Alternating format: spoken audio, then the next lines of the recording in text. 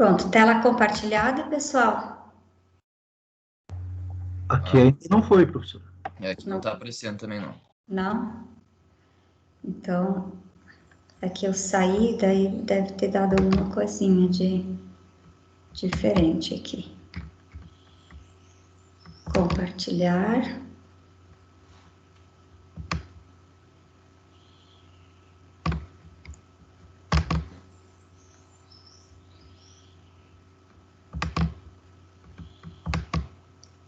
Compartilhou? Compartilhou. Muito bem. Então, pessoal, nossa ideia hoje, semana passada a gente trabalhou, né, com qualidade de solo e aplicação de resíduos. A gente sempre está pensando, né, nesses assuntos, considerando um manejo integrado de bacias hidrográficas, né, então dentro daquela ideia, né, de que a gente busca, né, a sustentabilidade da produção agrícola, preservando os recursos naturais, né? E hoje, então, nós vamos trabalhar com qualidade de solo, né? Então, eu acho que nessa altura, né, eu acho que vocês todos ou quase todos são formandos, né? E tem um bom entendimento sobre a importância do solo, né? Sobre a importância do solo. Então, quando a gente, né, fala em qualidade de solo, é porque sem esse recurso a gente não tem vida, né? Então, vocês podem imaginar, eu tenho cultivo hidropônico, eu tenho, né, sei lá, sistemas diferentes, mas sem, né, o solo a gente não consegue, né, produzir alimentos, né? A gente não consegue ter vida na Terra, né? Então, ele é uma fundação para todos os ecossistemas, né? E, assim, em muitas literaturas vocês vão encontrar, né, aquela ideia de que o solo é renovável, mas eu acredito que nessa altura do campeonato, né, de tantos os professores falarem, vocês já estão entendendo que ele não é renovável. Apesar, né, de eu ter ali a intemperização das rochas e a formação do solo, né, ele deve ser considerado como não renovável porque dentro, né, do limite de tempo do ser humano, né, o desgaste que eu tenho do solo é muito maior do que a formação dele, né? Então, ele tem sido considerado um solo não renovável, um recurso não renovável, né? Grande parte dos solos agrícolas já estão adaptados, então a gente percebe o que muito problema, né, de degradação que a gente vai ver, ou seja, a degradação é o oposto da qualidade de solo, né? Então muitas áreas que estão sendo cultivadas estão degradadas e muitas estão sendo abandonadas, né, em função dessa degradação intensiva. Então, ali a grande preocupação da manutenção dessa qualidade de solo, né? E esse aumento populacional com demanda, né, de alimentos, então a gente tem que estar sempre mais preocupado em manter a qualidade daquele solo para ele ser mais produtivo, para que eu possa, então, alimentar a população, né? E o que a gente já viu, né, na semana passada, o solo, ele é fundamental na qualidade e na quantidade de água. Então, a gente tem que pensar o solo, ele não pode ser pensado separado do recurso água, né? O recurso água, ele depende muito, e nos sistemas agrícolas, né, especialmente, se vocês forem nos sistemas urbanos, talvez vão pensar, não, né, o uso do solo não é exatamente o problema da qualidade de água, mas nos sistemas agrícolas, né, é o uso do solo que vai interferir na qualidade e na quantidade de água disponível, aquilo que a gente estava falando. Eu tenho que ter um solo que tenha uma capacidade de infiltração, essa água infiltra, e, consequentemente, ela vai abastecer, né, via subsuperfície, as nascentes, as quais vão abastecer os rios e assim sucessivamente. Então, a gente mantém um fluxo contínuo, né, de abastecimento de água, diferente do que tu depender de uma enxurrada, né, uma chuva muito forte, onde eu não tenho infiltração, ele escoa, vai para dentro do rio, eleva a vazão, causa problema, mas logo aquela vazão diminui, né? Então, né, não, acho que, né, nessa altura do campeonato vocês, né, já têm muita clareza, né, da importância de se estudar e se manter a qualidade de solo, né? Então, dentro dessa ideia, eu queria que vocês, assim, também tivessem uma definição bem clara, né? A definição de qualidade de solo não é simplesmente a produtividade biológica, né? Até pouco tempo atrás era assim, bom, era quilos por hectare que a gente falava, né? Tantos quilos por hectare, essa é a produção. Então, o solo tem qualidade porque ele está sustentando a produtividade, né? Mas dentro, né, dos conceitos mais atuais, eu tenho que ter, né, como tripé, manter a qualidade ambiental, então não é só a produtividade ou a produção que está relacionado com uma qualidade de solo, eu tenho que manter a qualidade ambiental, eu tenho que manter a qualidade do ar, eu tenho que manter a qualidade da água, eu tenho que manter a qualidade da flora, a qualidade da fauna dentro, né, desse sistema produtivo. E eu tenho que promover a saúde, né? Que seja ela vegetal, animal e humana, né? Então, eu não posso usar o solo, né, de forma com que eu prejudique, né, a saúde, né,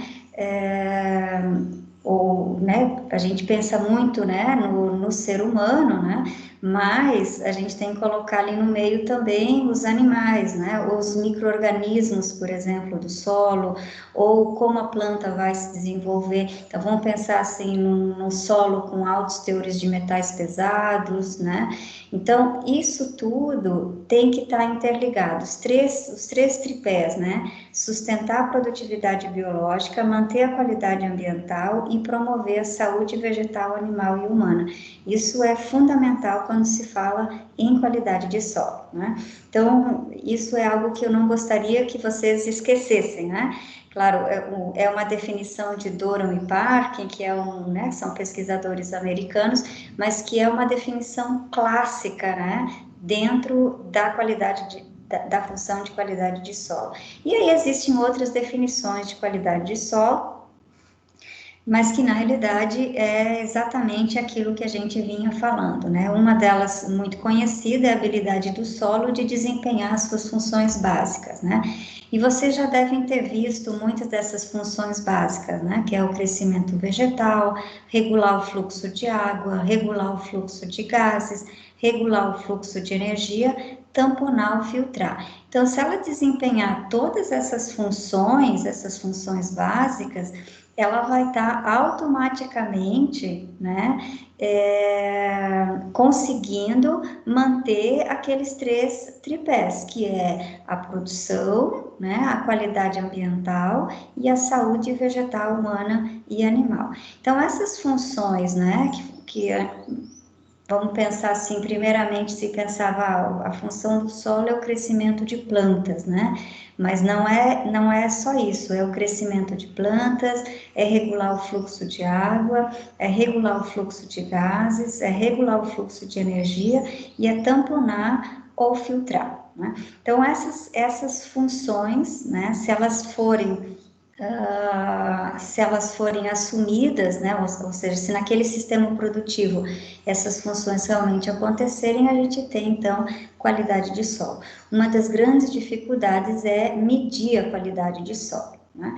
Então, dentro da ideia, né, de qualidade e sustentabilidade, esse texto da Vezani e do Miuniczuk, de 2009, é uma revisão de literatura, e é o texto que eu pedi para vocês fazerem uma atividade, né? Vocês vão fazer um resumo expandido, e vocês vão também depois dar uma opinião, né, dos desafios em relação à manutenção e avaliação da qualidade de solo de cada um de vocês, né? Isso já está nas atividades, né? Talvez alguém já esteja trabalhando, mas enfim, é a partir desse texto, né, da Vezani e Miuniczuk, a primeira parte, que é uma revisão de literatura, e na sequência uma opinião, né, sustentada de vocês. Então, é a ideia de produzir alimentos, né, cumprindo as suas funções, né, dentro da ideia de sustentabilidade, produtividade, segurança, proteção, viabilidade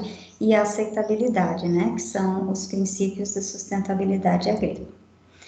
Muito bem, alguns preferem o termo saúde de solo em vez de qualidade de solo. Isso também vocês vão observar em alguns momentos. Por quê? Porque a ideia é não simplesmente entender o solo como uma mistura de areia, silt e argila, tá? Mas entender um sistema, né? Um sistema solo em que tem vida ali dentro, né? Então, eu tenho crescimento, tem os organismos, né? Tem os micro-organismos, os organismos de solo, e tem a planta se desenvolvendo. Então, muitos preferem o termo saúde de solo, fazendo uma analogia com a saúde do ser humano, né? Mas o termo mais clássico é qualidade de solo, né? O mais clássico que se utiliza é o termo qualidade de solo. Muito bem, e dentro da qualidade do solo, a gente tem os dois componentes, né? Que é a resistência e a resiliência. A resistência é aquele solo, né, que tem uma capacidade de resistir a uma mudança causada por um distúrbio, ou seja, ele tem uma boa estrutura, né, ele tem condições, se eu fizer uma perturbação, ele resiste, né, ele tem uma capacidade de resistir a esse distúrbio. E resiliência é a capacidade que ele tem de se recuperar, né? Então, ele teve um determinado distúrbio, mas ele tem uma capacidade de se recuperar. É como se a gente quisesse fazer uma analogia, vamos pensar assim, uma pessoa com gripe, né? Assim, puxa vida, eu sou muito resistente, né? Eu sou muito resistente a pegar gripe, eu dificilmente pego uma gripe, né? Então, eu tenho uma resistência muito grande a mudanças externas que poderiam, né? Que eu poderia ter gripe. Mas, ao mesmo tempo, eu posso dizer assim, mas eu tenho uma resiliência muito baixa, ou seja, para eu me recuperar depois dessa gripe, eu demoro muito tempo, né? Eu demoro muito tempo para conseguir me recuperar dessa gripe, ou ao contrário, né? Não, eu demoro, eu tenho uma grande resistência para pegar a gripe, e também eu pego uma gripe e rapidinho eu me recupero. Então, isso também acontece em relação aos solos, né? Então, eu tenho solos que são mais resistentes, né? Então, eu posso ter mais distúrbios que eles vão resistir, né, a uma degradação, e eu tenho solos que são mais resilientes também, ou seja, que eles se recuperam mais rápido, os outros demoram mais para se recuperar. Muito bem, e dentro dos atributos para avaliar a qualidade de solo, que é o que a gente vai entrar um pouquinho, nós temos assim dois componentes que a gente poderia dizer: os atributos inerentes, que fazem aquele solo, e os atributos dinâmicos, que são aqueles atributos em que são modificados, né, com o uso ou com as práticas de manejo, né? Então, inerente, a gente coloca assim a textura, composição química, mineralogia, né, que são atributos muito difíceis de serem alterados. Vocês podem dizer assim, ah, tá, mas eu posso alterar a textura em função de uma deposição de erosão, né? Realmente, isso pode acontecer, mas de um modo geral, a gente considera, né, que esses são inerentes, né? E o dinâmico, não, o dinâmico ele vai sendo modificado. Então, quando se avalia a qualidade de solo, se busca muito mais os indicadores dinâmicos, né? Apesar de que os indicadores inerentes, os atributos inerentes, eles são muito importantes para a gente poder, inferir, né, sobre outros atributos que são atributos dinâmicos, porque os atributos dinâmicos dependem dos inerentes, né? Vamos pensar assim, estrutura do solo, né? A estrutura do solo, ela vai ser melhor num solo de textura, né, argilosa ou textura média argilosa. Então, a matéria orgânica, onde é que eu vou ter, né, um maior teor de matéria orgânica? Normalmente em solos de textura argilosa, textura média argilosa. Então, os dinâmicos dependem, né, dos inerentes. Mas dentro da avaliação se busca muito avaliar o dinâmico, né, os atributos dinâmicos. E aí vocês vão ver também que tem basicamente 3 linhas de avaliação da qualidade do solo, porque o ideal seria assim, bom, se eu conseguisse dizer assim, ah, esse solo tem boa qualidade ou esse solo não tem boa qualidade de um modo geral, né, pensando em todos os atributos físicos, químicos e biológicos. A gente ainda está caminhando nesse sentido, né? Mas então existem 3 linhas de pensamento. A primeira, que é a mais utilizada, que é indicadores de qualidade de solo, né? Então, hoje é o que mais, né, o que mais se utiliza. A segunda é entendendo de que a matéria orgânica é o melhor indicador de qualidade de solo, então, se a gente tiver a avaliação da matéria orgânica, nós não precisaríamos ter os outros indicadores avaliados, né? E a última análise, a última avaliação é a análise de processos, pensando o sistema solo como um todo, e que é uma análise mais complexa, né? Então, dentre as 3 linhas de pensamento, a primeira é a mais utilizada, né? A gente vai mostrar algumas coisas para vocês, e a segunda está também, né, sendo bastante considerada dentro do meio científico, né? E a análise de processos ainda é uma avaliação mais difícil, porque ela é sistêmica, eu tenho que observar, né, o todo acontecendo dentro daquele sistema, que seria a condição ideal para avaliar a qualidade de solo, mas que se tem mais dificuldades, né, e tem sido muito utilizado. Muito bem, então, dentro da ideia de indicadores de qualidade de solo, não é possível medir todos, né? Eu não consigo avaliar todos os atributos físicos, químicos e biológicos para dizer como é que está a qualidade, né? Então, eu tenho que escolher alguns indicadores e isso não é uma tarefa muito fácil, né? E o que se coloca é talvez a necessidade de estabelecer alguns limites críticos quantitativos, né? Então, vamos pegar, por exemplo, o nitrato na água, né? O nitrato na água, ele tem um limite de 10 miligramas por litro de nitrogênio na forma de nitrato. Isso está definido, né? Tudo bem, pode até ser questionado de que esse número não é verdadeiro, mas ele está definido, 10 miligramas por litro de nitrogênio na forma de nitrato é o máximo que eu posso ter na água em que eu vou beber, e é também o máximo que eu posso ter, né, nas águas, pensando na conservação ambiental.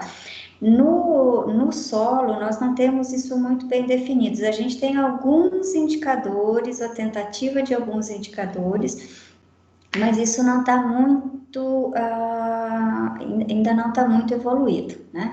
Então, esses limites críticos quantitativos, né, eles ainda precisam ser melhorados, mas é porque a gente tem uma diversidade de condições muito grande, né? Então é muito difícil tu estabelecer um limite, né, crítico quantitativo em relação aos indicadores, né?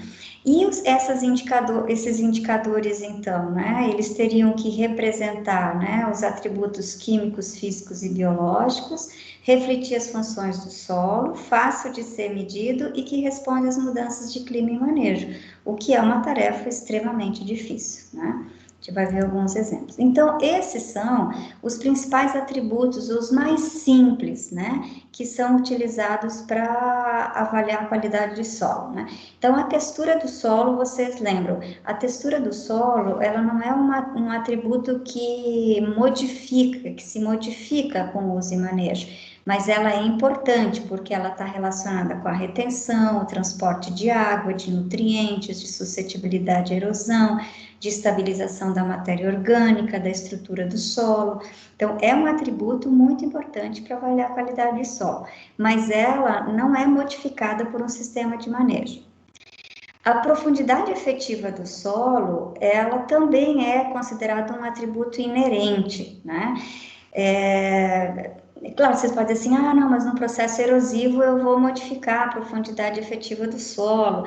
Realmente, isso pode acontecer, mas de um modo geral, a profundidade ela é inerente, né, daquele solo. O latossolo é bem profundo, o neossolo é pouco profundo, né, e esse é um atributo importante, então, né, principalmente na disponibilidade de água e nutrientes, né, e no volume de enraizamento, né.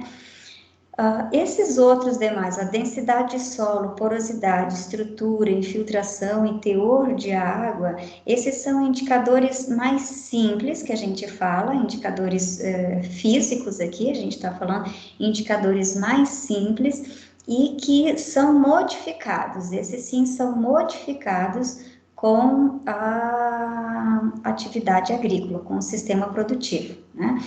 Agora, o que a gente, né, o que se discute muito dentro da qualidade de solo e que eu queria também, né, que vocês entendessem, é que não é um único parâmetro que vai dizer, não, esse solo não tem qualidade, né? Vou pensar, a densidade de solo não está muito adequada, mas eu tenho os outros parâmetros que estão adequados, então, né, eu tenho ali uma condição boa desse solo. Então, a gente tem que, né, pensar essa qualidade nesses indicadores como um todo. A tendência é a gente selecionar alguns indicadores e, a partir dali, né, fazer essa avaliação. Então, a densidade de solo, vocês, né, já viram isso, né, em outras disciplinas, mas está muito relacionado com compactação, a porosidade com o armazenamento e mobilidade, né, a estrutura e a agregação com a suscetibilidade, a erosão e o transporte, né, de água, nutrientes e químicos no solo, a infiltração e a condutividade, né, muito relacionada aí com o escoamento superficial e a lixiviação, né, e o teor de água, a curva de retenção, relacionado com a disponibilidade de água para as plantas, né. Então, esses indicadores são os principais indicadores físicos, mas existem outros indicadores físicos de maior complexidade que vêm sendo estudados, né, que eu não estou colocando aqui especificamente, mas existem outros de maior complexidade. Dentre os indicadores químicos, os mais utilizados é pH, condutividade elétrica, né, que é a presença de sais solúveis, nitrogênio, fósforo e potássio disponíveis, carbono e nitrogênio orgânico. Então, quando a gente fala nitrogênio, fósforo e potássio disponíveis, a gente tem isso muito bem claro, porque as recomendações de adubação, né, estão relacionadas com esses elementos, né?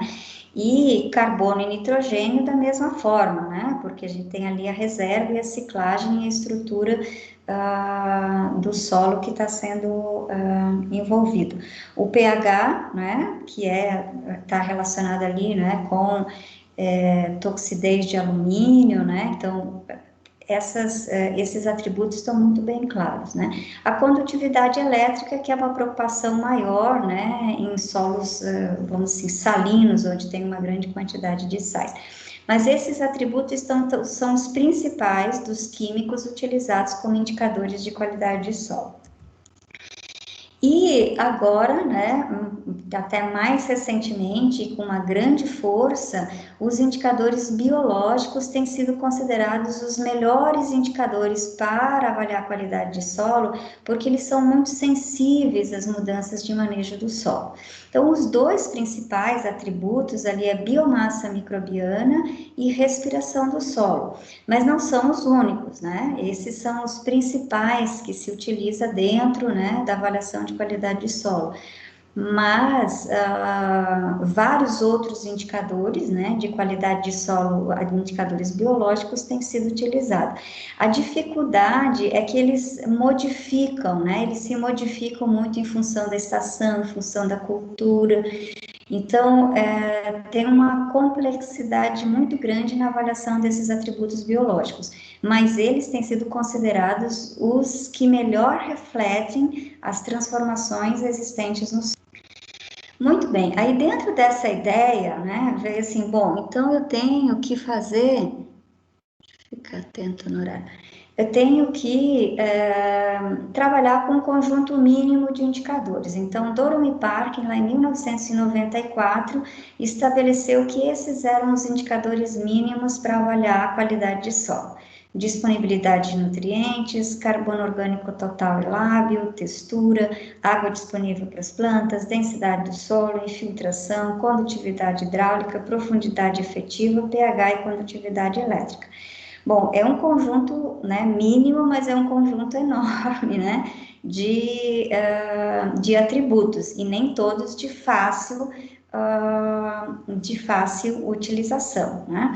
Mas então, esses pesquisadores consideraram, se eu tiver uma avaliação desses elementos, desse conjunto mínimo, eu consigo ter uma ideia de como está, né, a qualidade daquele solo. Bom, aí, dentro dessa perspectiva, né, o Departamento de Agricultura dos Estados Unidos, ele pensou um kit de qualidade de solo para o campo. Esse kit, até ele foi testado, né, esse referencial ele é gratuito, eu acho que eu não coloquei na página, não coloquei ali nos arquivos, mas se vocês forem procurar, vocês vão encontrar. Ele é um kit para utilização no campo, então ele vai selecionar alguns indicadores para avaliar a qualidade de solo no campo. Então, um produtor pode fazer isso, um extensionista pode fazer isso, sem a necessidade de ir para laboratório. Então, dentro dessa ideia, né, o que eles escolheram como atributos? Respiração do solo, infiltração de água, densidade do solo, condutividade elétrica, pH, nitrato, estabilidade de agregados, resistência do solo ao rápido umedecimento e presença de minhocas. Então, a gente vê aqui que tem todos eles, os atributos físicos, químicos e biológicos, né, dentro desse kit de qualidade de solo. Eu não vou entrar em detalhamento em como cada um deles, né, é efetuado, mas ele é efetuado no campo, né, com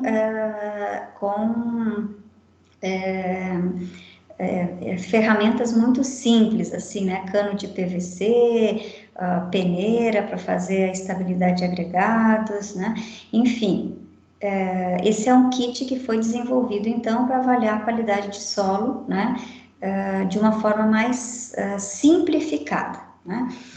Bom, e dentro dessa ideia, eu só queria trazer alguma coisa no sentido de teores máximos ou limites críticos, né? Eu não vou entrar muito no detalhamento, mas, por exemplo, a densidade do solo, né? Ela está muito relacionada com a textura.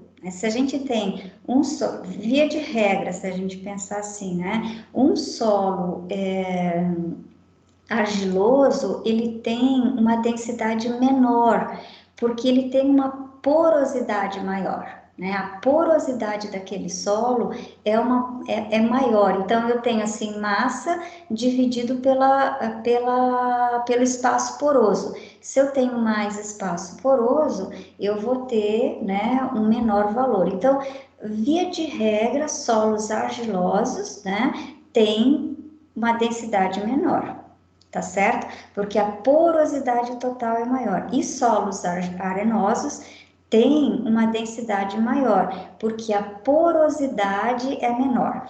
Daí vocês podem perguntar assim, mas professora, num solo arenoso, né, eu tenho uma infiltração maior. É verdade, é porque ali eu tenho uma macroporosidade maior, então eu tenho uma passagem livre, né, eu tenho uma macroporosidade maior, enquanto que nos solos argilosos eu tenho uma microporosidade maior, que é onde eu tenho a retenção de água, né. Então, dentro dessa ideia, isso no Brasil vocês vão encontrar também experimentos, né, colocando qual é o valor máximo de densidade de solo para o crescimento radicular. Nos Estados Unidos eles tentaram fazer esse uh, vamos dizer assim, essa definição, né? E fizeram em função, então, da textura do solo. O que eu queria dizer para vocês é que não pode tirar isso e trazer direto para o Brasil, é só uma exemplificação, né, de que a gente pode trabalhar com alguns atributos quantitativos, né? E aqui vocês vão, né, da onde que vem esse resultado? Vem de experimentos. Experimentos de quem? De culturas anuais, né? E para isso precisa da avaliação do crescimento radicular. Então, né, é uma coletânea, né, de dados, mas o que eu queria, assim, então, né, que vocês tivessem em mente. Então, se eu tenho um solo, né, vamos pegar aqui franco arenoso, né, um franco arenoso, qual que é a densidade, né, que pode afetar as raízes? 1,63. E acima de 1,8, eu vou restringir o crescimento radicular, né? E o ideal seria que ela estivesse abaixo de 1,4. Agora, vamos pegar um solo argiloso, maior do que 45% de argila, né? Qual que é a densidade ideal? 1,1, né? Se tiver 1,39 afeta e acima de 1,47 restringe o crescimento radicular. Tá certo? Mas isso, então, tem várias, né, vários outros componentes que vão afetar, né, se a planta vai se desenvolver bem ou não com esses valores. Então, aqui é só uma ideia, né, eu queria mostrar para vocês daquilo que eu tinha falado de tentar atribuir valores máximos, né. Então, uma outra, né, um outro parâmetro que é importante, né, que se avalia é a porosidade total, e é isso que eu estava falando para vocês, né, então, em solos arenosos, né, a gente tem uma tendência de ter uma porosidade total menor, né, e em solos argilosos a gente tem uma porosidade total maior, daí a diferença, né, na densidade do solo, né. E, consequentemente, dentro dessa porosidade, a gente tem uma distribuição de macro e microporos, e ali é que vai definir, então, né, a drenagem ou a infiltração de água no solo. Então, assim também, via de regra, vocês vão ouvir que o ideal, né, de uma porosidade de aeração, que seria livre de água, né, ou pensando assim na macroporosidade, né, ela seria em torno de 10 a 15%. 10 a 15%, para que eu tenha uma boa drenagem, então, e um bom desenvolvimento de plantas. Então, são tentativas de definir, né? Da mesma forma, a estabilidade de agregados, isso vem também dos Estados Unidos, e a estabilidade de agregados está muito relacionado com a matéria orgânica e a argila, né? Então, aqui eles simplesmente trabalharam com agregados maiores do que 0,25 milímetros, né, em porcentagem, porque era aquela ideia de simplificação no campo. A estabilidade de agregados, né, em laboratório, ela é definida de uma forma mais sistemática, né, onde a gente identifica o diâmetro, médio ponderado, o índice de estabilidade. Mas aqui eu queria então trazer para vocês no sentido de que quanto mais matéria orgânica, maior é a estabilidade de agregados. Então, esses são os limites que se consideram assim aceitáveis, né, ou que seriam ideais, né, de acordo com o teor de matéria orgânica e de acordo com o teor de argila, né. E essa estabilidade de agregados em porcentagem está relacionada com os agregados maiores do que 0,25 milímetros, certo? Muito bem, dentro, um outro indicador também, né, que se tenta fazer uma avaliação é a infiltração, que vocês, né, conhecem muito bem, que é a entrada de água, né, pela superfície do solo, e aí a gente tem a taxa de infiltração, ou é né, a VIB, eu acho que o professor Moretti e o professor Mateus trabalham, que é a velocidade máxima de infiltração ou a taxa de infiltração final que a gente considera, né? Então, os solos, eles têm uma taxa de infiltração final, uma VIB, né, máxima, né? Então, às vezes eu não tenho como, né, por melhor que seja o manejo daquela área, né, por melhor que seja o manejo daquela área, eu não vou conseguir alterar, né, muito aquela VIB ou aquela taxa final de infiltração, né, e isso vai caracterizar, então, a possibilidade de escoamento superficial ou não, ou seja, se eu tenho uma chuva, né, com uma intensidade, né, maior do que uma taxa final de infiltração, eu vou ter ali um processo, então, de escoamento superficial que a gente vinha falando, né. E aqui também, né, então nos Estados Unidos eles fizeram uma separação, né, de classes de infiltração, muito rápida, rápida, moderada, né, moderadamente rápida, moderadamente lenta, lenta, muito lenta ou impermeável. Né? Então, a partir de 15 a 51 milímetros por hora, né, eu teria uma moderada, a partir daí eu já tenho, né, uma definição, né, uma classificação com uma certa lentidão, né, de entrada e acima uma rapidez de entrada, né, de água no solo, né. Então, às vezes parece assim, 500 milímetros por hora, né, uma infiltração extremamente alta. Isso pode acontecer, né, em solos de floresta, em solos muito arenosos, né, então eu tenho uma infiltração muito rápida mesmo, né. Se a gente pensar em termos de precipitação, né, se eu tiver 60 milímetros por hora, ele não tiver processo de desagregação, né, tiver uma boa cobertura do solo, toda aquela água que choveu vai infiltrar, né? Então, é dentro desse sentido que a gente precisava, né, fazer uma relação, né? Qual é a chuva, né? Qual é a intensidade de chuva e qual é a taxa de infiltração para identificar esse escoamento. Muito bem, condutividade elétrica também é classificada, né, então, principalmente ali em relação às culturas e os micro-organismos, né, então, dependendo do valor, né, nós vamos ter uma classe de salinidade e, consequentemente, né, problema para as culturas e para os micro-organismos. Então, essa é a ideia de tentar estabelecer esses parâmetros. Bom, daí dentro disso tudo saiu o índice de qualidade de solo, né? Deixa eu ver, 1,5, 12,5. Tá. O índice de qualidade de solo. Lembra que quando eu falei lá de água, que tinha o IQA, onde tu reunia alguns indicadores, e desses indicadores tu fazia uma avaliação de 0 a 100, né? Então, quanto mais próximo de 100, melhor a qualidade de água, quanto mais próximo de 0, pior a qualidade de água, buscando vários indicadores. O índice de qualidade de solo, ele tem a mesma ideia, só que ele tem uma complexidade maior. Esse é um exemplo, existem vários índices de qualidade de solo. Eu trouxe aqui para vocês um exemplo, para vocês então terem uma ideia de como funciona esse índice de qualidade de solo, tá certo? Então, esses autores, eles pensaram num índice de qualidade de solo, né, principalmente para resistir à erosão hídrica, né? Então, para isso, eles pensaram uma função. Quais são as funções? Eu tenho que ter facilidade de entrada de água no solo, facilidade de transporte e armazenamento de água no interior do solo, eu tenho que resistir à degradação física e eu tenho que sustentar o crescimento de plantas.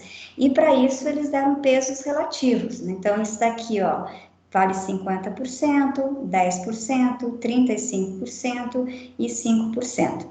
Não sei se vocês lembram quando a gente trabalhou qualidade de água e tinha o P-index, né? Que é a estimativa de perda de fósforo. Da mesma forma, eu dou pesos relativos para uma determinada função. Vocês podem me perguntar assim, mas professora, de onde vieram esses pesos? Esses pesos vieram a partir dos estudos de Carney e Stott, né? Eles é que definiram esses pesos relativos, né? Em função dessas, desse índice de qualidade que eles estão propondo, né?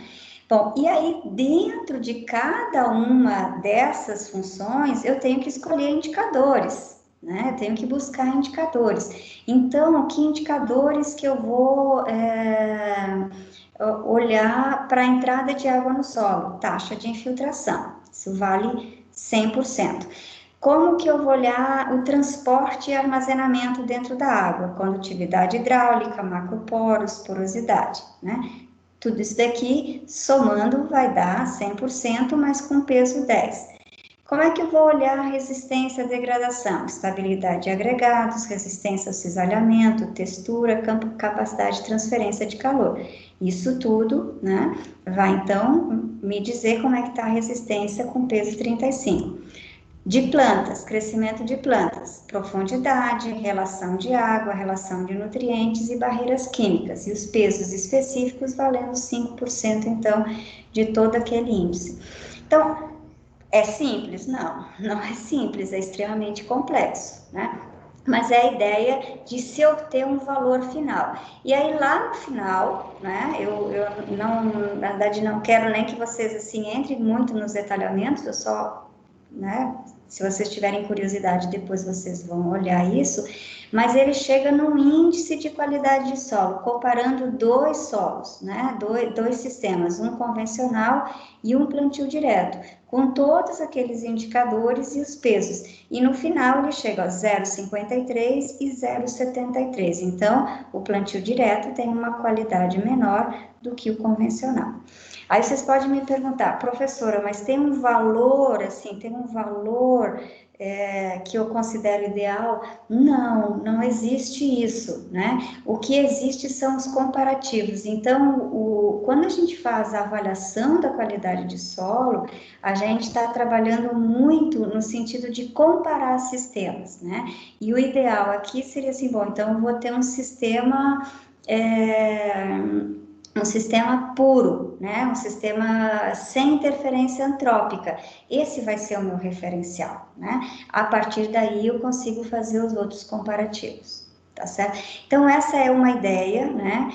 Que eu queria mostrar para vocês em termos de índice de qualidade de solo, mas existem outros índices de qualidade de solo. Se vocês tiverem interesse, se vocês forem nessa linha, né? Aqui na pós-graduação em ciência do solo, a professora Fabiane trabalha bastante com qualidade de solo e tem vários orientados que trabalharam com índices, né, de qualidade de solo. Então, enfim, a professora Karina trabalha mais com índices de qualidade física do solo, a professora Glaciela trabalha com atributos biológicos. Então, se vocês, né, sei lá, no futuro tiverem interesse, vocês podem ir buscando, né, essas informações. Muito bem, e aí dentro ainda da ideia de indicadores de qualidade de solo, tem os métodos de avaliação visual do solo, né? Aqui eu coloquei 3 metodologias, né? Um que é a avaliação participativa da qualidade do solo, o outro que é o VES, que possivelmente vocês já ouviram falar, que é a avaliação visual da estrutura do solo, e o outro é o DRESS, que é o diagnóstico rápido da estrutura do solo. Então, esses indicadores, esses métodos, eles são de avaliação visual sem entrada de laboratório, né? Não tem envio de amostra, não tem análise de laboratório. E existem outros métodos de avaliação visual, tá? Então, eu só trouxe aqui alguns para vocês terem essa ideia. Então, esse daqui, dentro da avaliação participativa da qualidade de solo, né? Então, busca-se os parâmetros físicos, químicos e biológicos, pensando nas funções do solo, né, no manejo do solo E no final, então, uma avaliação de como é que está aquela qualidade, né? A ideia de ser avaliação participativa é porque os produtores estariam envolvidos, né, dentro dessa avaliação. Então, ele é de fácil uso pelos agricultores, né, e ele tem uma análise e uma interpretação também que não é difícil. E quais são os indicadores, então, dentro dessa análise visual, né? A cor, odor, o teor de matéria orgânica, a profundidade de solo, a estrutura do solo, a compactação e filtração, erosão, retenção de umidade, né? Atividade biológica macrofauna e restos vegetais, ou apalhada. Mas tudo isso visualmente, né? Tudo isso visualmente. Então, ele tem uma escala de notas e, obviamente, tem, né,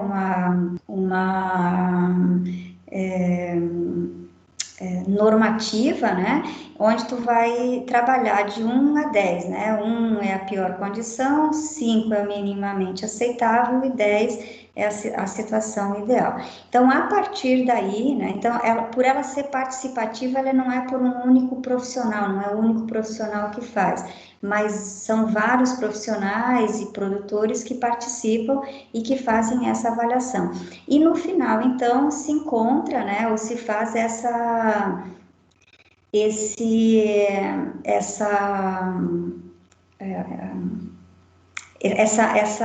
classificação por notas. Então, aqui, esse é um exemplo, então, né, de cana no sistema, eu acho que aqui é cana no sistema de plantio direto, não sei exatamente o que mais, mas enfim, é no sistema de plantio direto, né? Então, aqui dá para ver aonde está a cobertura quase 10, né? A erosão quase 10. Então, ele vai dando qual é a qualidade, né, daquele solo em função desses parâmetros todos. E aqui é um sistema de tomate no sistema de plantio convencional. Então, vocês podem ver, né, de que a qualidade daquele solo, ele está muito próximo ali do zero, né, em todos esses parâmetros que são avaliados. Então, esse é um exemplo de avaliação visual e participativa de qualidade de solo. Mostrando, né, os diferentes cenários, né, quer dizer, a condição ideal sempre, né, uma mata nativa e depois a diferenciação dos outros sistemas produtivos, né. O outro que também tem sido muito utilizado no Brasil, e que talvez vocês já viram, é o VES, que é a avaliação visual da estrutura do solo. Então, né, ela tem sido aplicada no Brasil, e a avaliação, ela é em função da estrutura, mas a estrutura, então, vai me dizer vai inferir sobre outros parâmetros, outros indicadores, né, de qualidade de solo. Então, é a retirada de uma amostra, né, e a separação, né, pode ser em laboratório, em campo, né, não necessariamente em laboratório. Aqui veio para laboratório para ser mais fácil, mas pode ser em qualquer lugar. E se faz uma classificação, então, né, da estrutura desses agregados. A partir daí, né, vai se fazendo uma estratificação da estrutura desses agregados, né, e por fim tem uma nota, né, que é então a qualidade estrutural, né, a qualidade estrutural dependendo então desses atributos então avaliados. Então, essa é a ideia de uma avaliação visual, né, o VES, que é de estrutura do solo, e que tem sido então muito utilizada para indicar a qualidade de solo. Tá? O DRESS, ele é muito similar com o VES, tem algumas, né, diferenciações em relação a alguns parâmetros, né, e talvez, assim, a grande diferença é que aqui é o contrário, né? Aqui nós temos de 1 do melhor a 5 o pior, e no DRESS é o oposto.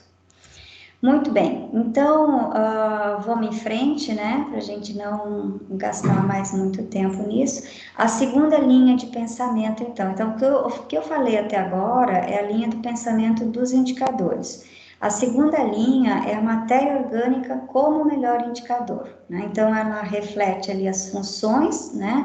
E os processos físicos, químicos e biológicos que ocorrem no solo. Então, essa matéria orgânica, quando a gente fala, não é só teor de matéria orgânica, tem 5% de matéria orgânica, mas não, ele trabalha normalmente com fracionamento, né? Então, a matéria orgânica de mais fácil decomposição, a matéria orgânica de difícil decomposição, a matéria orgânica ligada aos minerais. Então, eu tenho um fracionamento, né? Esse fracionamento pode ser físico ou pode ser químico, né? Então, essa é uma ideia que vem crescendo, né?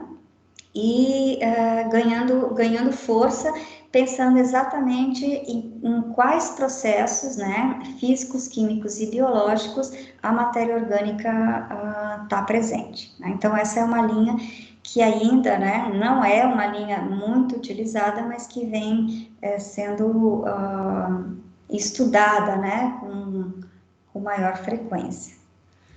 Muito bem, e a terceira linha de pensamento, então, é a ideia de análise de processos, né? Então, eu tenho que considerar o funcionamento do sistema solo-planta, né? Então, o solo integrado com as plantas e integrado com os organismos, né? É uma relação sistêmica, né? E, claro, com uma maior dificuldade. Então, dentro dessa linha de pensamento, eu consigo fazer a integração, né, de todos aqueles atributos que a gente estava comentando anteriormente, né, mas que tem uma maior dificuldade. Se vocês quiserem fazer uma analogia, é como a classificação de capacidade de uso das terras. Uma que a gente fala que é o método paramétrico, eu pego parâmetro por parâmetro e vou avaliando, e naquele caso de maior limitação, vai estabelecer a capacidade de uso.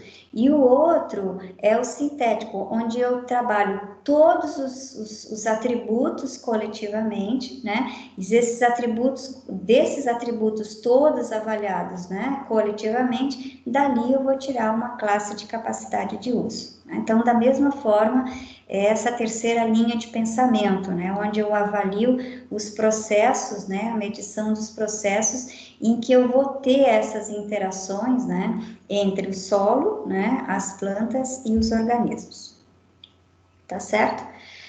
Muito bem, então os grandes desafios, né, da manutenção da qualidade do solo que eu queria colocar, né, é a ideia de planejamentos de agroecossistemas complexos, né, então aquilo que a gente vinha conversando, né, já, né, desde o início do semestre, se eu tenho uma diversificação de plantas, uma boa cobertura de plantas, um não revolvimento do solo, eu vou criando ali um sistema, né, de melhor qualidade, porque eu vou ter a contribuição das raízes, a contribuição da parte aérea, a incorporação da matéria orgânica, a diversidade vai estimulando a biota, né, e o não revolvimento vai estimulando a manutenção da estrutura do solo. Então, a gente pode avaliar, né, a gente pode ter vários atributos para avaliar a qualidade do solo, e eles são importantes, não tem, né, a gente não desmerece, né, esses atributos. Quanto mais atributos a gente conseguir avaliar, melhor a gente vai inferir sobre aquela qualidade, né, sobre aquele sistema produtivo, a qualidade daquele sistema produtivo. Mas fora isso, a gente tem que se preocupar com esses, com esses itens, né, que a gente está colocando aqui, né, que é a diversidade, né, a diversidade de plantas, né, sistemas né, os sistemas, vamos pensar assim, né, uma agrofloresta, um sistema agricultura, pecuária, silvicultura, né? Esses são sistemas que têm uma maior complexidade, né? Tem uma maior complexidade ecológica, né? Então, dentro dessa maior complexidade ecológica, eu tenho ali possivelmente uma melhoria da qualidade daquele solo, diferente do que uma monocultura, né? ou diferente do que uma sucessão de culturas, né? Então, sempre a mesma cultura, né? No mesmo lugar, e diferente, então, né? Se eu não tiver o revolvimento desse solo, né? Se eu tiver a conservação a manutenção e a conservação dessa estrutura, tá certo? Muito bem, pessoal, então, em relação à qualidade de solo, é isso. Eu queria, né, que eu queria compartilhar com vocês, e, então, vamos lá ver agora.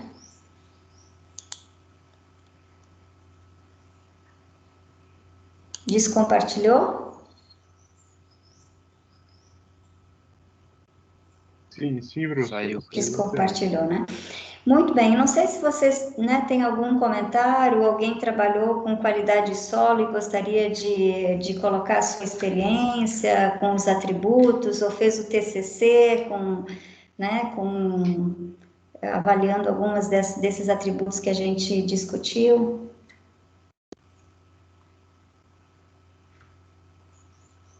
Não? Ninguém? Tá certo. Então, muito bem. Então, agora eu vou entrar no outro assunto, que é recuperação de áreas degradadas, que está muito relacionado com qualidade de solo, né? Então, a recuperação de áreas degradadas é o oposto, né? Se eu tenho um solo de boa qualidade, eu não preciso recuperar, né? Então, ele vem na contrapartida, né, de um problema, né? Eu tenho um problema e eu preciso recuperar esse problema, né? Então, a ideia de degradação, ela é uma ideia muito ampla, né? Então, são considerados como degradação, né, os processos resultantes dos danos ao meio ambiente, pelos quais se perde ou se reduz algumas de suas propriedades, tais como qualidade ou capacidade produtiva dos recursos ambientais. Então, ela, né, vamos assim, isso está no decreto, né, no decreto federal, ela tem uma amplitude muito grande. Se a gente pensar qualquer atividade antrópica, né, ela vai trazer algum dano ao meio ambiente, ela vai reduzir ou ela vai perder algumas de suas propriedades. O grande desafio aqui é identificar a intensidade dessa degradação, né? Então, e que é algo difícil, né, de ser feita, né? Qual que é o grau de degradação? Se a gente for numa área, por exemplo, numa área agrícola, né, e tu observar um encrostamento superficial, isso já é um sinal de degradação, né, de diminuição de qualidade de solo. Mas, se tu for comparar com uma área de mineração, né, esse grau de degradação é um grau de degradação leve, né? Numa mineração eu vou ter um grau de degradação elevadíssimo. Então, né, essas definições, elas são difíceis, né, de serem estabelecidas e até legisladas, né. Então, dentro de uma área de mineração, quando a gente fala que ela é intensivamente degradante, né, eu vou ter toda a retirada da vegetação nativa, a fauna foi destruída, né, a camada fértil do solo foi perdida, o regime de vazão hídrico foi alterado. Então, eu tenho uma alta intensidade, né? Se eu falo de área agrícola, eu estou dizendo, a degradação é a perda de uma ou mais de suas qualidades, seja de natureza química, física ou biológica, resultando numa reduzida capacidade produtiva ou em problemas ambientais, né? Então, é claro, aquilo que eu estava comentando anteriormente, isso está muito atrelado com a avaliação de qualidade de solo, né? Eu vou identificar um solo degradado, né, a partir dos atributos, né, que são avaliados para a qualidade daquele solo.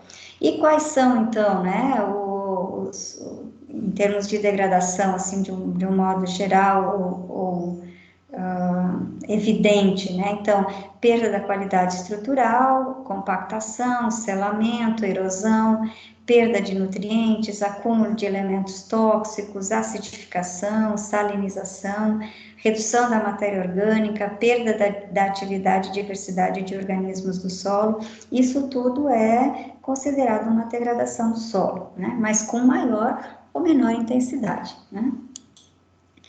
Muito bem, então, em termos de solos degradados, né, dentro de uma estatística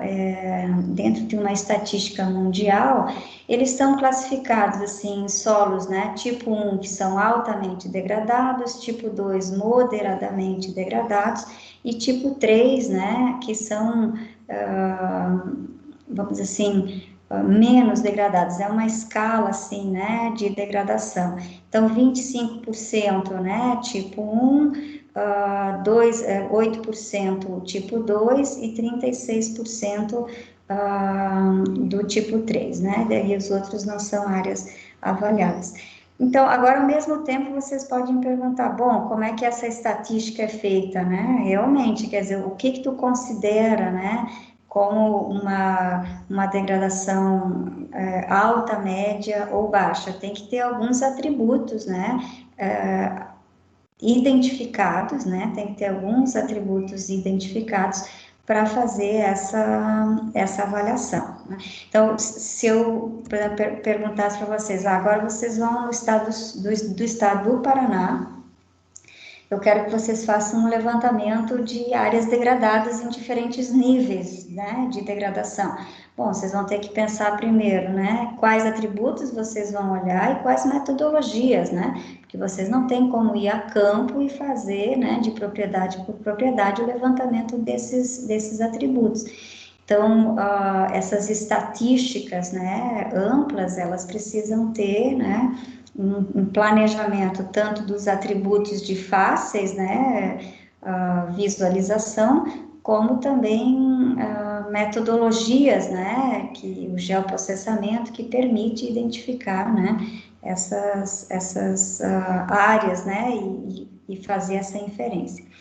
Aqui é uma estatística mundial, né, ela está um pouco desatualizada, mas em termos de solos degradados mundialmente, né, então, na Europa, 23% dos solos, né, degradados, depois América Central, 21%, Ásia, 18%, e América do Sul, 14%, né, de solos degradados. Quais são, então, né, os principais problemas relacionados com a degradação de solo mundial, né? O superpastejo, então, a 35%, ele é considerado o fator, né, de maior degradação.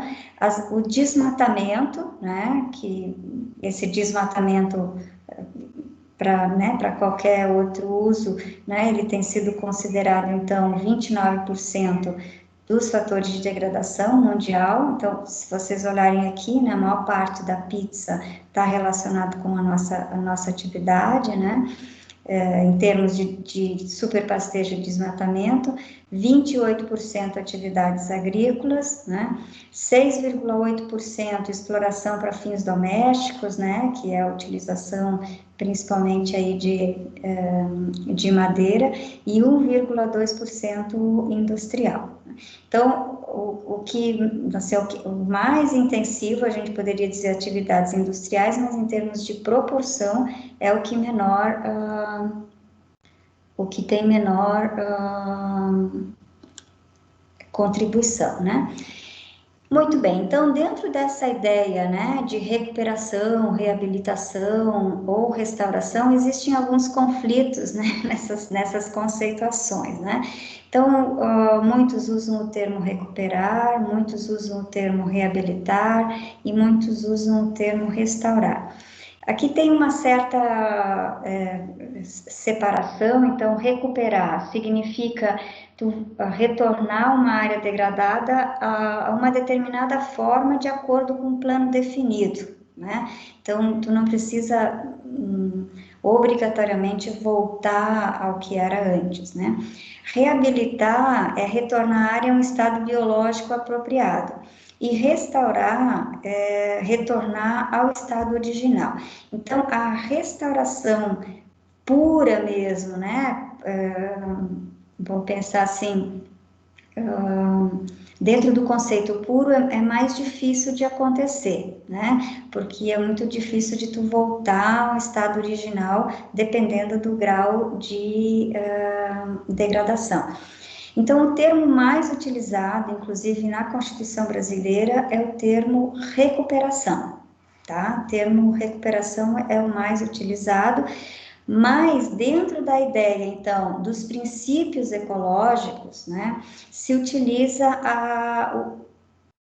vamos dizer assim, como é que eu vou considerar para vocês? O princípio da restauração, ou seja, eu não consigo talvez voltar exatamente ao que eu tinha antes, mas eu vou voltar o mais próximo possível, né, da condição antes da degradação. Então, quando se fazem, né, planos de recuperação, né, mesmo chamando, né, a um plano de recuperação, se tem os princípios ecológicos da restauração, que é voltar, então, o mais próximo possível ao que se tinha antes. Né? Então, isso tem sido muito evidente, né, nos planos de recuperação de áreas degradadas. Então, existem alguns aspectos legais, né, em relação à recuperação, mas ainda muito pouco, né, em função de toda a problemática que a gente tem de degradação. E aqui eu queria trazer, então, né, as premissas básicas de recuperação de áreas degradadas, independente de qual é a atividade. Então, primeiro, eu tenho que entender qual é o tipo e intensidade da degradação, né, de onde ela vem. Depois, eu tenho que ter o levantamento das características naturais do local. Depois, eu tenho que considerar, bom, o que eu quero para aquela área, né? Ela vai ser uma área de preservação, então eu estou dentro dos princípios de restauração, ou eu quero um uso econômico, né, daquela área que está degradada. E depois disso, quais as técnicas que eu vou utilizar para esse processo de recuperação. Né? Então, quais são as técnicas em termos ambientais e quais são as técnicas econômicas. Por isso que a gente não tem, né, uma receita de bolo em relação a um plano de recuperação de áreas degradadas, né, em virtude exatamente dessa diversidade, né.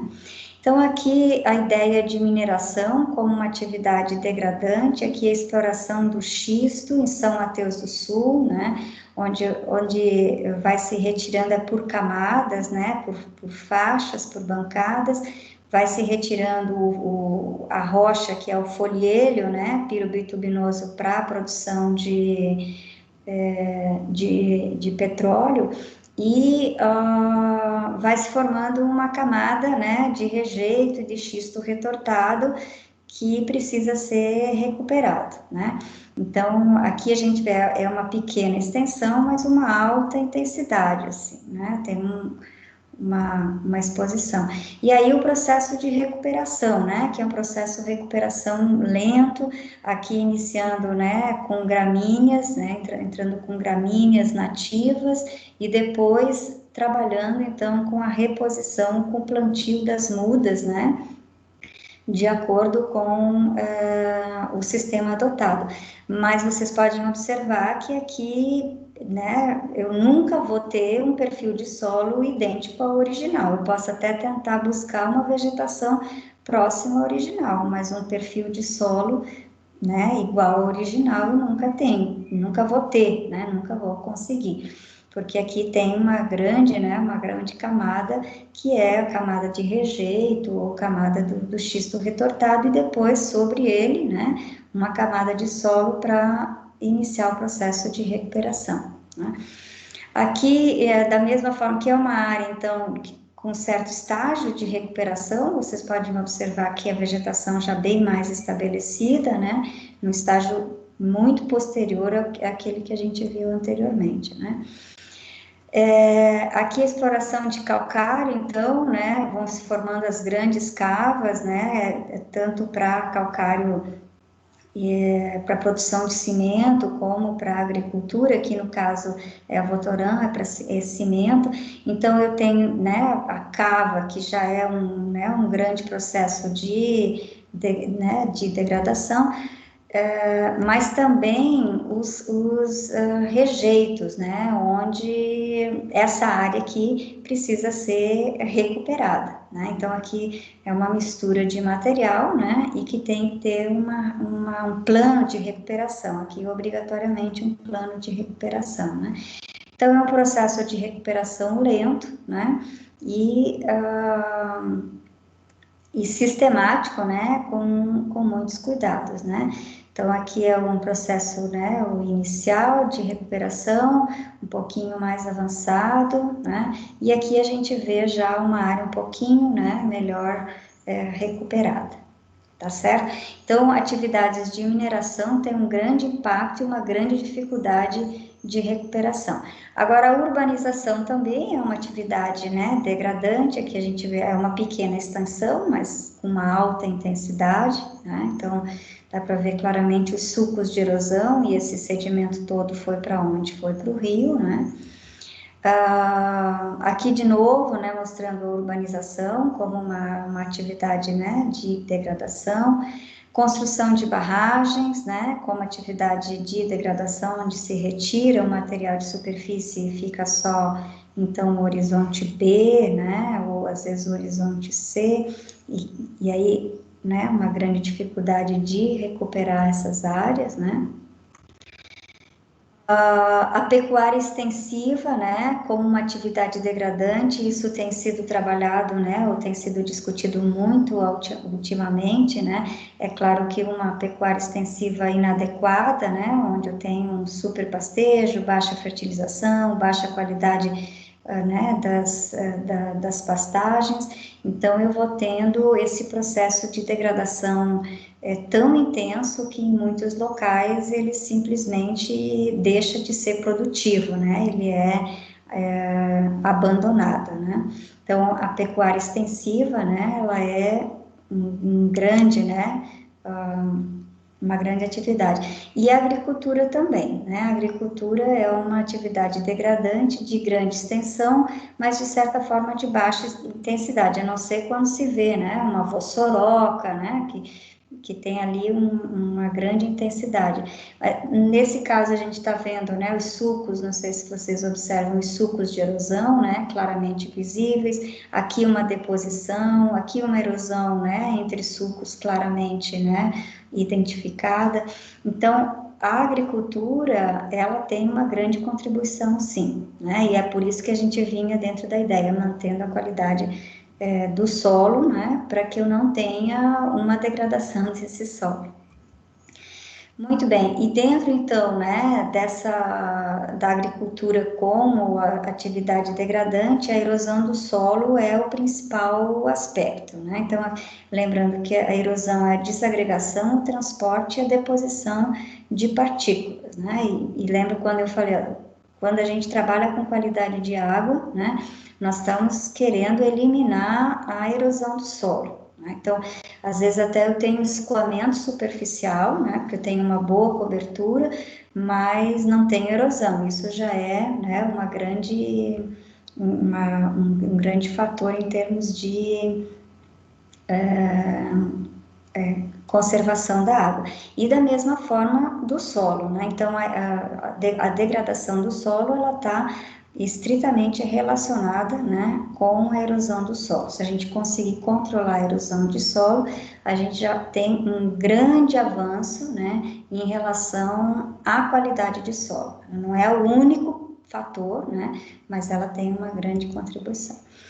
Bom, e quando a gente pensa então em métodos de revegetação florestal, né, tem duas linhas, né, pensando assim na regeneração natural, né, e no plantio de mudas.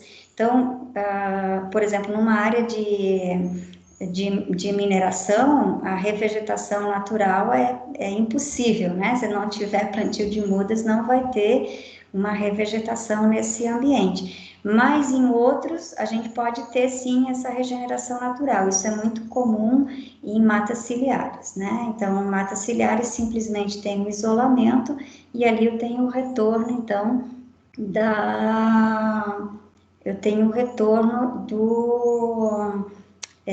vegetação, né? Sem muita interferência, né? Então, a regeneração natural, o plantio de mudas, né, são os dois métodos, e aí existem algumas técnicas complementares, né, que são as técnicas de nucleação, de transplante de serrapilheira, de poleiros artificiais, introdução de sementes, né, que vão sendo, então, complementares a esses dois principais métodos, né. Então, a regeneração natural, aquilo que eu falei, ela depende muito de qual é o grau de degradação, né? Então, se eu tiver um grau muito intenso, não adianta simplesmente isolar a área, porque não vai, né, regenerar. Mas se eu tiver em condições, né, com possibilidade de regeneração, essa é uma técnica, né, que pode ser utilizada. Então, por exemplo, aquilo que eu falei, mata ciliar, é muito comum, né, ter esse tipo, né, de técnica onde eu tenho isolamento e, às vezes, assim, alguma incorporação ou plantio de algumas mudas, né, mas não com um processo muito intensivo, né. Muito bem, o plantio total é a introdução, né, de sementes ou mudas, né, daí dentro dessa ideia, né, é claro que o ideal é sempre espécies nativas, quando a gente trabalha com recuperação, sempre espécies nativas, mas em alguns ambientes, né, é necessário exóticas, porque as nativas não conseguem se estabelecer, né. Então, existem, né, trabalhos onde sim pode se colocar as exóticas, mas sempre pensando, né, de que depois elas seriam eliminadas e aí voltaria então as espécies nativas, né, como sendo as prevalecentes, né, naquele ambiente, né. E aí tem, né, os grupos de plantio, preenchimento e diversidade, né, então a ideia de que quanto mais espécies, né, se tem, melhor, né, melhor vai ser aquele processo de recuperação, né, e com uma diversidade de comportamentos sucessionais. E aí existem, eu não vou entrar em detalhes, mas existem diferentes sistemas, né, de plantio, né. E o sistema de nucleação, então, é aquela ideia de ilhas de diversidade, né, então tu pode criar pequenos habitats, né, e ali melhorar aquele processo de recuperação, né, então com poleiros artificiais, né, ou naturais, às vezes uma árvore seca, ela vai, né, vai assumir aí o papel de um poleiro para trazer, então, né, sementes de outros locais, né, ou transposição de sementes, né, coleta de sementes de um outro ambiente, trazendo para a recuperação, para a área degradada, isso também pode ser, né, uma técnica de nucleação. Muito bem, então dentro das aqui trazendo um pouquinho as pesquisas com recuperação de áreas degradadas, né, a maior parte é com mineração, porque a mineração é obrigatório, né, obrigatório ter um plano de recuperação de áreas degradadas, então 29% assim das pesquisas, né, com recuperação de áreas degradadas está na área de mineração. Depois vem vindo agricultura, urbanização, barragens e outras, né? Mas aqui o que eu queria destacar na realidade é que a mineração é obrigada, né, a fazer um plano e nesse sentido, então, né, mais estudos têm sido desenvolvidos, né? Bom, e dentro dessa ideia, né, de espécies, então, espécies nativas, espécies exóticas, espécies nativas e exóticas, né?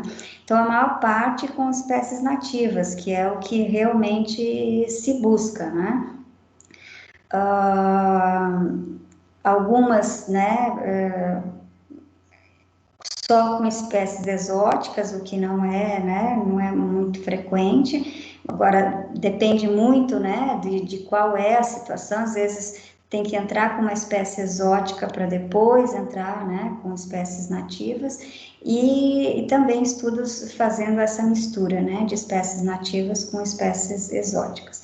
Mas, de novo, assim, ressaltando, né, o ideal de um processo de recuperação são as espécies nativas, né, e o maior número possível de espécies, né, quanto maior o número de espécies, melhor vai ser a recuperação daquela área degradada, né? Agora, independente de qual né? Se eu estou trabalhando isso, né? Numa mineração, se eu estou trabalhando numa área de agricultura, isso a gente está trabalhando com as espécies florestais, né?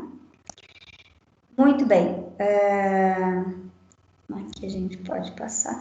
Então, dentro dos procedimentos, então, de revegetação com espécies florestais, né?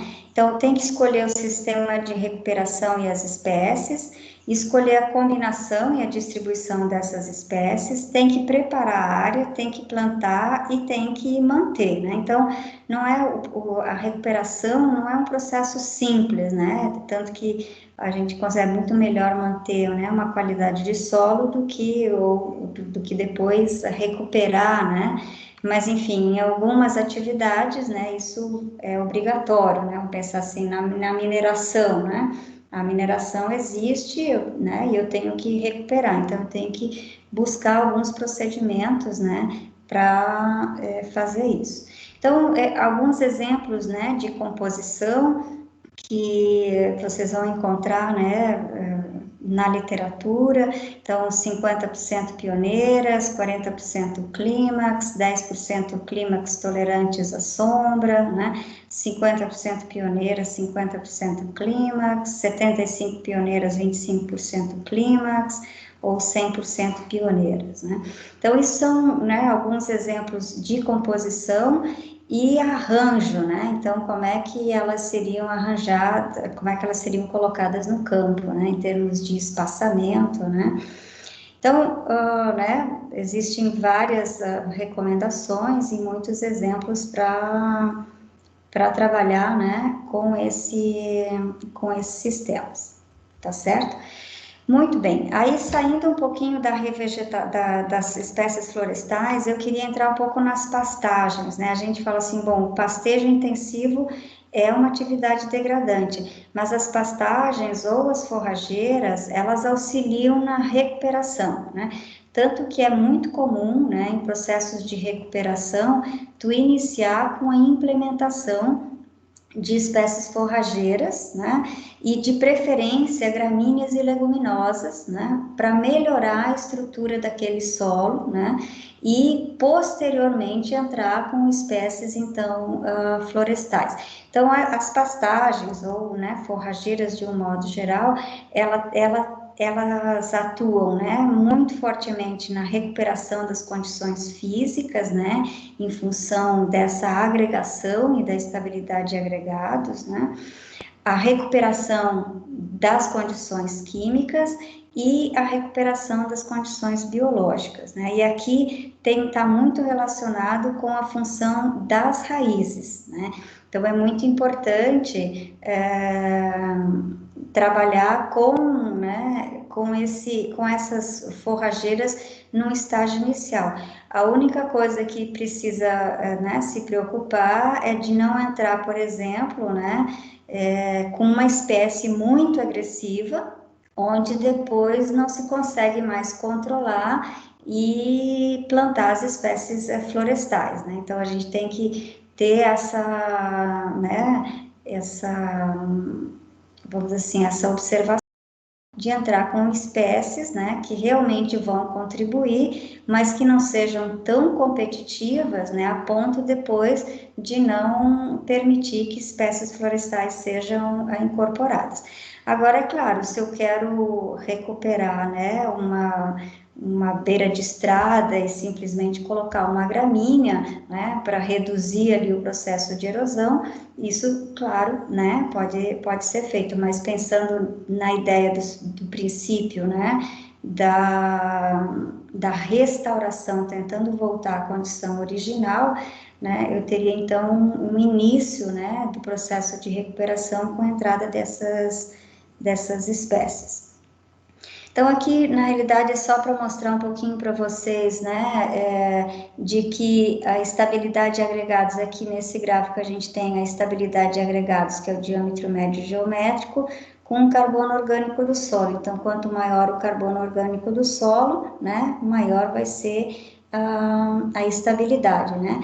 E aqui nesse outro mostrando, né, pastagem e floresta, que são esses dois maiores aqui, e lavoura convencional, obviamente, esse pequeno. Então, os maiores, né, a maior estabilidade de agregados, os maiores agregados, eles vão estar dentro de pastagem e floresta, né? Na medida em que eu vou, né, os agregados menores vão estar com lavoura. Então, isso, né, eu acho que já é um conhecimento clássico, mas dentro da ideia, né, de que as pastagens, então, elas têm uma grande contribuição na entrada de carbono e na estabilidade de agregados e, consequentemente, né, vai estar contribuindo na biologia do solo, né. Aqui mostrando, então, o papel de gramíneas e leguminosas, né? Então, as gramíneas normalmente estão mais relacionadas com a estruturação do solo e as leguminosas estão mais relacionadas com o nitrogênio e a matéria orgânica de fácil decomposição. Então, né, uma mistura, né, de gramíneas e leguminosas no processo de recuperação é muito importante. Aqui eu vou passar. Então, recuperação de solos degradados em áreas agrícolas, né? Então, pensando, aqui eu não estou entrando em intensamente degradados, como uma vossoroca, mas pensando de um modo geral nos sistemas produtivos, né? Então, quando eu tenho, né, uma cobertura superficial inadequada, ou um preparo inadequado, né, a perda de matéria orgânica, ou um manejo inadequado de animais, eu vou ter causas de degradação. E com isso eu vou ter, né, indicadores de qualidade de solo ruins, né? E aqui que seriam as implicações, né? Menor infiltração, maior escoamento, maior erosão, menor aeração. Então, isso tudo é uma implicação desse quadro de degradação. E a partir daí, então, né, eu tenho que fazer um planejamento do que fazer para recuperar essas áreas, né? Então, é claro, a primeira coisa é observar o grau de degradação, né, os atributos do solo e a realidade socioeconômica daquele produtor, né? Então, eu preciso fazer esse planejamento, né, para propor, né, as práticas, né, propor os sistemas de manejo e aí, óbvio, né, buscar esses resultados que a gente espera de qualidade de solo que a gente já sabe, né. E dentro, então, né, dessas principais medidas de recuperação de solos, né, degradados agrícolas, né? Então, a descompactação, né, ela tem sido um problema, ou a compactação tem sido um problema bem sério. Então, a descompactação da camada densada, né, seja ela mecanicamente ou biologicamente, né? Hoje até se discute um pouco, né, dentro dos sistemas de plantio direto, essa eficiência ou não, né, da subsolagem ou escarificação, ainda existem muitas dúvidas em relação a isso, né, mas enfim, a descompactação é né, uma medida importante. A fertilidade de solo, né, então em muitos solos, né, a gente tem que recuperar essa fertilidade, em pastagens, por exemplo, degradadas com baixa fertilidade. O fornecimento de cobertura vegetal, e aí aquela ideia que a gente falava de diversidade, né? Então, eu tenho que ter uma cobertura vegetal e tenho que ter uma diversidade, né? De plantas para manter essa qualidade de solo, né? E aí a utilização, né, de rotações de culturas com o máximo de diversidade e uma utilização de preparo de solo adequado, né, que na realidade seria o não revolvimento, né, a ideia de não revolvimento do solo, porque esse é um princípio, né, da manutenção da estrutura do solo e, consequentemente, da manutenção da qualidade daquele solo. Então, essas, né, são medidas, assim, né, gerais de recuperação, né, de solos de áreas degradadas, mas não intensivamente degradadas, né? Porque aí tem outros processos que precisam ser considerados. Muito bem, aqui na realidade é só para mostrar um pouquinho, né, dos trabalhos com plantas de cobertura e infiltração. Então, quando eu tenho plantas de cobertura, aqui é pousio, né, eu tenho a taxa de infiltração, a duração de chuva. O pousio, né, eu tenho uma infiltração muito menor, quando eu tenho as plantas de cobertura muito mais, né. Aqui, da mesma forma, quando eu tenho sistemas, então, aqui é um sistema de plantio direto, né? Então eu tenho uma infiltração muito maior em relação ao preparo convencional e quando eu tenho uma diversidade maior de plantas, né? Que a gente pode ver aqui, né? Aqui no caso de soja, tremoço, milho e trigo, eu tenho também uma maior, né, infiltração de água no solo, né? Fica muito mais evidente no convencional do que no plantio direto, né? Mas a diversificação de plantas auxilia nos dois. Muito bem, em relação à estabilidade de agregados, da mesma forma, né, o plantio direto, ele tem, né, uma interferência muito maior, né, ele tem mantém uma estabilidade muito maior em relação ao preparo mínimo e em relação ao preparo convencional, né? Então, isso tudo, né, são técnicas, né, que podem ser utilizadas para melhorar ou para recuperar, né, na realidade, para primeiro manter a qualidade do solo. Se não conseguiu manter a qualidade do solo, vai entrar então com técnicas para recuperar essa qualidade, né, ou recuperar essa área degradada. Então, dentro da ideia, né, de recuperação de áreas degradadas, a revegetação com diversidade é fundamental, né? Manter o solo coberto, melhorar a fertilidade do solo, aumentar a matéria orgânica do solo e melhorar a estrutura do solo. Tá certo? Muito bem, então era isso que eu queria passar para vocês. Deixa eu descompartilhar.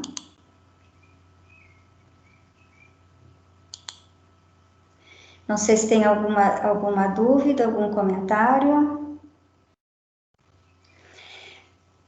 Está descompartilhado, pessoal? Está, professor. Tá. Então, não sei se vocês já viram a atividade que eu pedi para vocês fazerem, pode ser em dupla, né? Vocês têm que planejar, né, um projeto de pesquisa para recuperação de áreas degradadas, né? Então, não sei se vocês já observaram, né, ou vocês já leram a atividade, vocês têm que pensar a problemática, né, qual é o problema, né, justificando por que vocês, né, fariam essa pesquisa. Vocês têm que identificar quais os atributos, né, antes disso, quais os tratamentos, né, o que vocês vão propor para fazer, né, quais seriam os tratamentos, e depois quais os atributos, né, que vocês vão avaliar, né. Nesses atributos, assim, justificando um pouquinho a escolha, né? Porque exatamente esses atributos de acordo com o pré-projeto. Eu coloquei pré-projeto, mas enfim, com um projeto de pesquisa com relação à recuperação de áreas degradadas. Tá certo? Então, esse pode ser individual, se vocês quiserem, né? E pode ser em dupla também. Tá? E eu gostaria que vocês colocassem ali o referencial teórico, né? Porque vocês possivelmente vão buscar referencial teórico de outros artigos, né? De dissertações. Então, eu queria que nesse vocês incluíssem o referencial teórico. Tá certo? Deixa eu ver por que eu não consigo voltar aqui.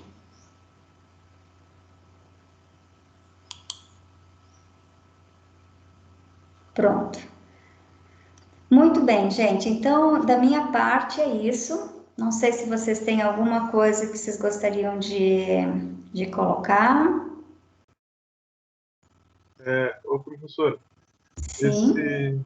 esse projeto de restauração primária, a gente precisa escolher também uma área específica, com características específicas? Não, vocês têm que me dar o problema, né? Vocês têm que justificar o porquê que vocês estão fazendo aquilo, mas não precisa ter uma área física, né? Assim, específica. Vocês precisam só dizer assim, esse trabalho está sendo desenvolvido, né? Em função disso, com esse objetivo, né? Dando a problemática, colocando a problemática, tá? Mas não precisa escolher uma área e a partir dessa área dizer quantos hectares, né?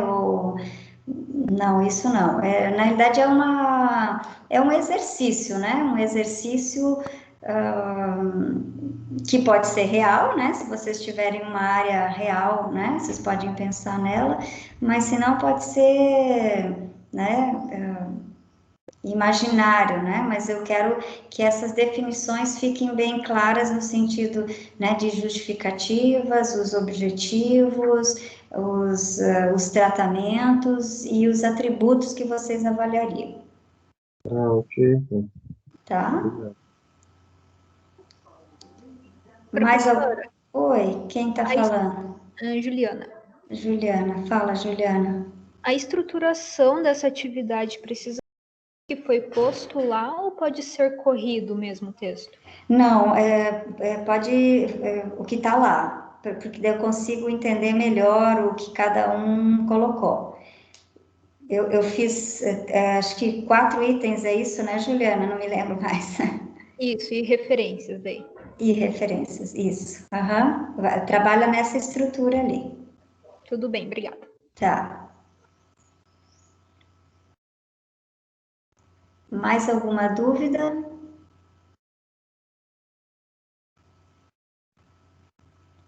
Oi, professora, é o André.